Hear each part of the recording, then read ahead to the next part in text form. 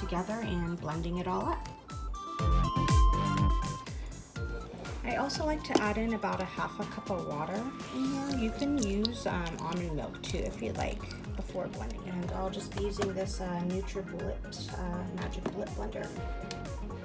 The smoothie, it's green because it has all those greens in it, but it does taste really delicious.